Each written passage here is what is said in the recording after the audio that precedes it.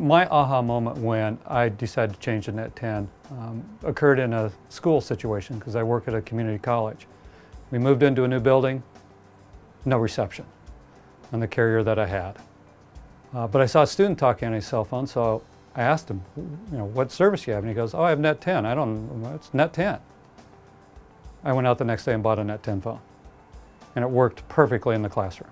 It was one of the best decisions for communications that I've done. The nice thing about Net10 is it says what you get and you get what it says. Plain and simple.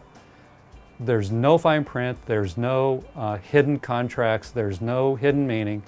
I put a refill card in this.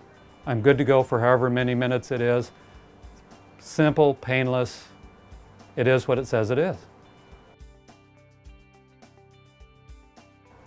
Cell phone contracts, to me, I understand why a company would want to keep you under contract. They want to keep you as a customer. I get that plan.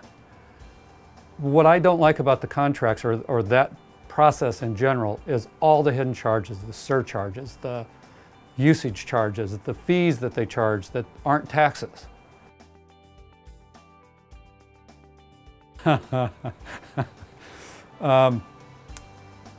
I was an original subscriber, whatever they call it, original user of AT&T before it was even AT&T. They had roaming charges. And I was traveling in Kansas City, and my work in Los Angeles called me. And I said, why don't I call you back because I'm in roaming? Oh, no, it'll take a few minutes. I ended up with a $490 roaming charge, or the company did because the company paid it. But $490, and it was like a 60-minute phone call.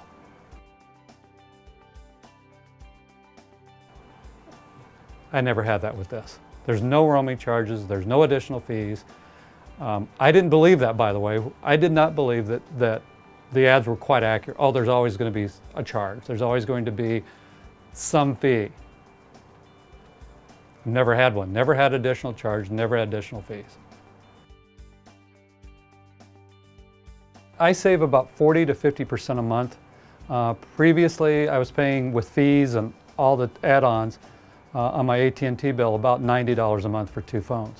The phone that I carry with me, and my wife has a phone, and it's less than $50 a month. I think the last time I put a 1,000-minute card in this, of course, I put a 300-minute card in hers, and she's used it for 3.5 months. My usage varies every month depending on what my project I'm working on. When I started, I go, oh, I'll use about 300 minutes a month, and I could fill it up with a 300-minute card. I found that a couple of months I was putting more minutes in, which was very easy to do. I mean, when I loaded this phone with additional minutes, it was literally type in the number, that was it. It was done and over with. The most I've used in a month is 1,000 minutes when I was pretty busy back and forth with some vendors. So 1,000-minute card, put it in, no problem. So that variety of minutes available to me has really helped reduce the cost because you only pay for the minutes you use. My 411 calls on my AT&T bill would add up to $10 to $15 additional a month, additional fees a month. I don't have that with my Net10 phone. I dial 411, get the information number I need. Most of the time they call it for me. It's painless, especially when I get the bill or lack of bill at the end of the month. But the reality is this phone gives me better service than my AT&T phone did. I live over on the coast of California, over by Ventura, and I drive 40 miles to work every day through the mountains. My AT&T service would drop calls through the mountains going on Highway 126. My little Net10 phone, service all the way through, all the way from Ventura to Santa Clarita. This was the second phone that I had because the first one I dropped. And it's typical phone, doesn't like to be dropped.